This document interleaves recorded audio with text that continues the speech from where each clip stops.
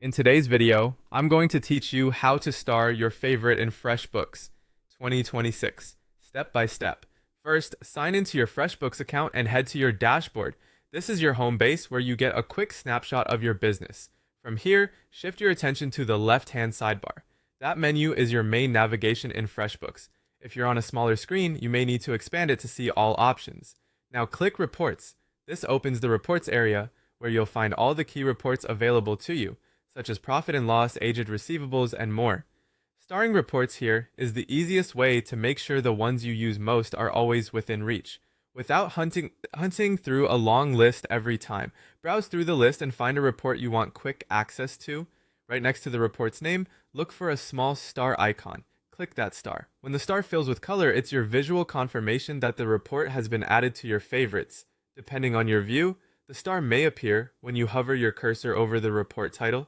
So if you don't see it right away, try moving your mouse over the row. To confirm it worked, look beneath the report you just starred. You should see a clear indicator that it's now marked as a favorite. Once it's favorited, FreshBooks will surface it for easier access on the reports page, helping you jump back in faster the next time you need it. Repeat this exact process for any other reports you rely on. Click the star beside each report and make sure the star changes color so you know it's saved as a favorite. Taking a moment to set these up now will save you time every week, especially if you regularly check the same financial snapshots. A few quick tips as you go. Favoriting is tied to your own login, so you're customizing your view without changing anything for your teammates. If your user permissions limit access to certain reports, you'll only be able to favorite what you can see. And if the page looks different due to updates or your plan level, the star icon will still be near the report name. Just hover or scroll if needed.